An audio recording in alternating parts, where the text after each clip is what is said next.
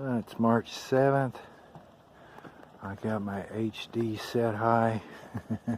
I've got my camera more stabilized. And we're hoping it's warming up. We're hoping winter's over.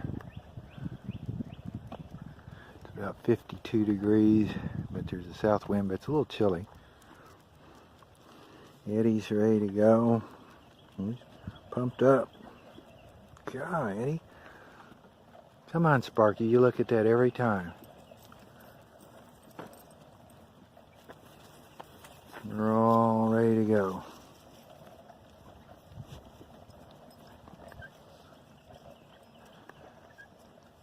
Hope spring is here. Come on, Eddie. Come on. Come on, you were leading the pack, now you're behind. Come on. Come on, Eddie. Sparky's ready. Get my stroller going here for Eddie. This is us. Oh, there you are. Eddie's behind me.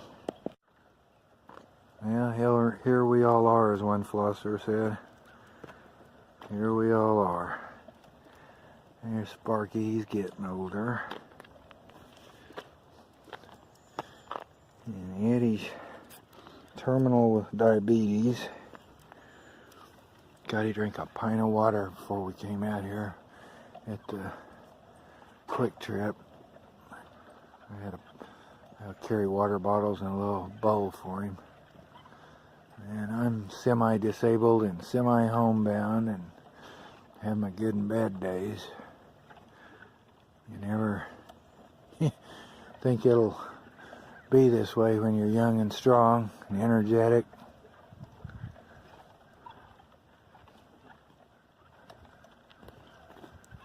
Sparky went around the corner.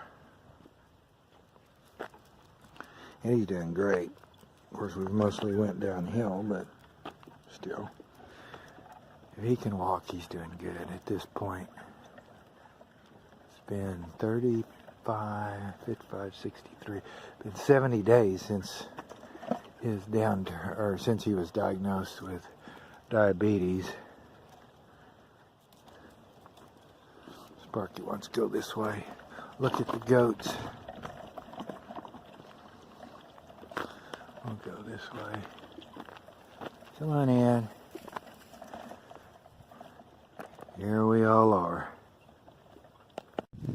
You have to do better, Sparky. He was chasing the geese for a while. Gave some exercise. That wind's coming off that cold lake water.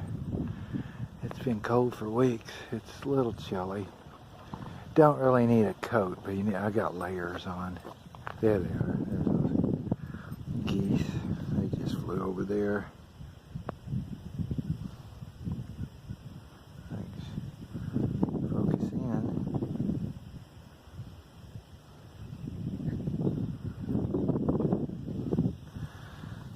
Sparky.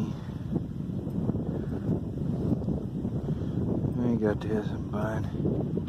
I saw some bufflehead ducks over at another area on a sewage pond. They love those. There's a ring-billed gull up there, and I've heard a titmouse singing. They're the first to sing. And they actually will start in February. And it's like, God, getting a little over optimistic. A little windy, but not unbearably cold. Sparky getting in that cold water.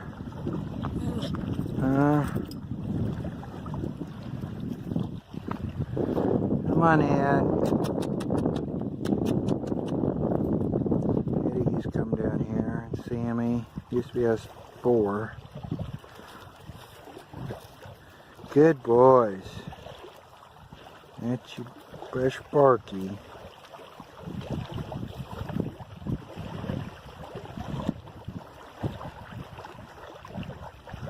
See, I don't want the water anymore, Dan.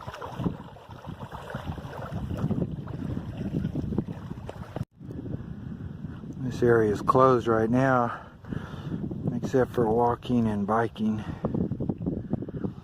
We're at the late winter. They'll open it another 3 weeks. So we're taking advantage of it while we can.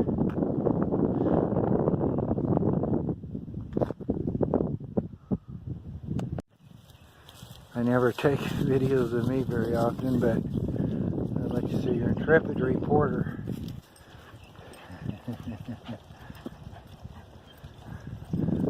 Sparky puffing down here, and I got Eddie. Eddie's right there. Here's Sparky. This is our full unit. The late winter fun unit. Here, walking dogs. I realized one time I was coming back from the lake with my dogs, and I realized I liked all the same things dogs do, going to the lake and walking through the woods. So dogs and I are kind of a pretty good combination. There's a famous Native American motif over there. I think it's called Into the Trail. I think it's the originals at the Gilcrease Museum, Tulsa. Well, it's a tufted titmouse singing. Mentioned them earlier. They're one of the early ones. Fish crows should be here. I haven't heard one yet. They're a little bit different than what crows you think of, the American crows. They sound like an American crow with a cold, a bad cold. It's a nasally call. I hear American crow off in the distance. Saw some up here at the sewage retention pond.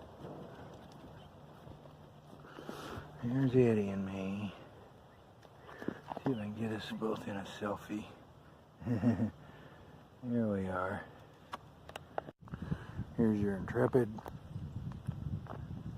host and guide.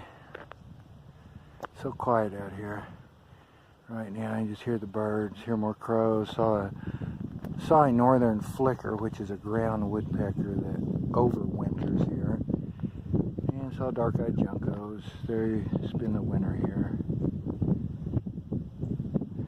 Now they all went quiet now. The tufted titmice they're really cranking it up. That's one of the early signs of spring, as I said earlier. One time, they're not uncommon, but I've seen a bald eagle down here. I've had 3 bald eagles fly over the front of my car over where I live. They're nesting in there somewhere. This was a juvenile about a week ago. But there's bald eagle nest out here.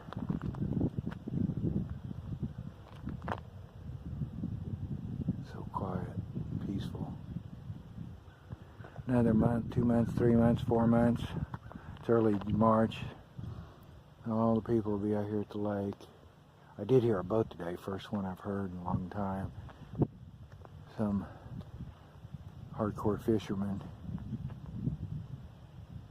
It's in the 50s. I'm out of the wind right here. So quiet. I saw black vulture. There's turkey vultures. They're common. The water's up, the lake. There's a land bridge over here. It's underwater.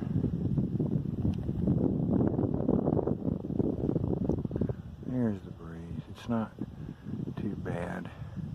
If it had been any colder, I'd have to wear a vest. I brought a windbreaker in case I needed to wear it. There's the land bridge. It's underwater. I'm going to flip this. I can figure out how to do it. I can't figure out how to do it. I don't see the button. There's the underwater land bridge. When the lake's lower, you can walk across there. There's a swimming area over there. Another recreation area.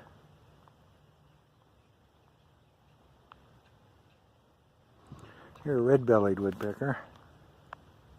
They're common out here, and downy woodpeckers. And there's yellow-bellied sapsuckers, which winter here. You don't see them very often. Then there's red-headed woodpeckers, and there's pileated woodpeckers. The pileated are the big ones. They sound like a jungle bird. They're loud, big and loud when you hear one. He's probably fussing at me, that red belly over there.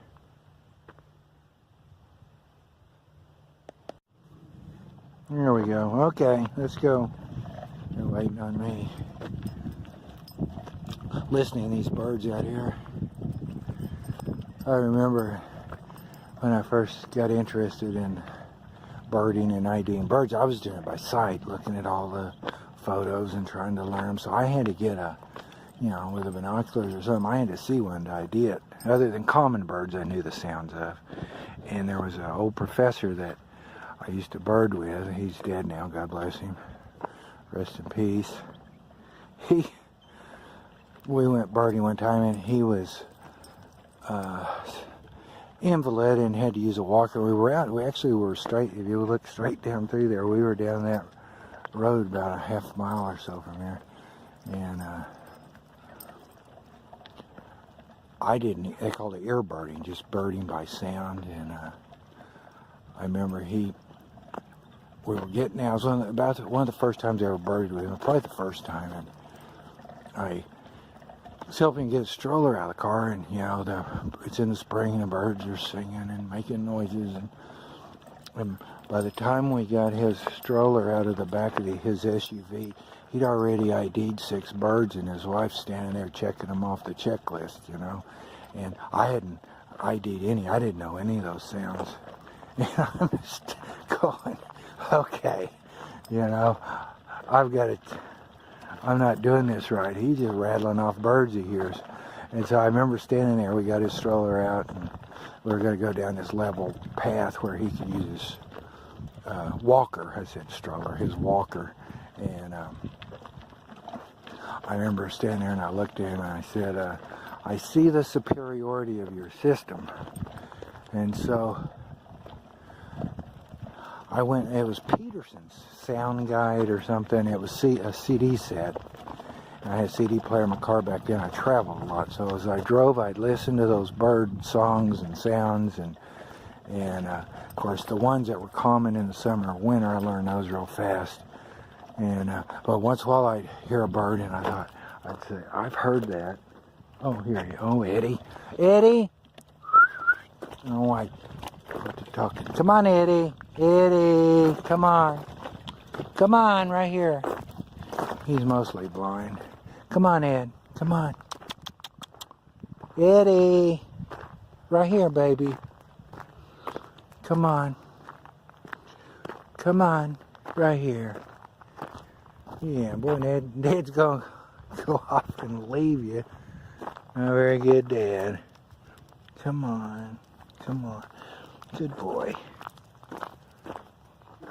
Every once in a while I'd hear a bird out birding, and I'd go, I've heard that on that CD. I don't know what it is. And the bird calls and everything were in taxonomic order on the CD, and so I'd try to guess, well, that's probably a songbird, or is that a passerine, or whatever. And I'd start working my way through the bird calls, and I ID'd quite a few birds that way, and then of course I'd learn them. And then you got into when it was a mockingbird or a catbird brown thrasher. Those three are called mimes. They imitate other birds. And so sometimes you'd hear a bird, and he's the first one I saw do that too, this professor. And he said, no, that's a mockingbird imitating a titmouse. And I'm going, oh, whatever. Yeah, and then I finally learned those three mimes have a little bit different tone of voice, sound, so to speak, and you can tell if you're staying up on it, you can tell it's one of them. Then I've heard them imitate each other. I've heard a mockingbird imitate a catbird in my backyard, and I knew I didn't have catbirds. And a mockingbird was sounding like a catbird. Another mime.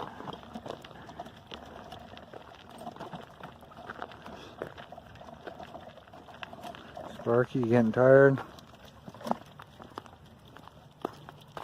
Come on, Eddie. Come on. Come on, baby. Come on. Near my, I'm right here. I'm right here. I'm right here. I'm right here. We made it to the top of Heartbreak Hill. There's a gravel storage place here. Mulch too, it looks like. There's Sparky. And Eddie rode and napped up Heartbreak Hill while I pushed him. He's walked close to a mile today. We'll end up over 3 miles easy. It doesn't look like much of the hill, but in my circumstances, it's a good little push. Plus, we skipped a week because of the snow and weather, so I have to do this every week. If I skip a week, boy, I can feel it. Okay, Sparky, you ready? Let's go on. Let's go on.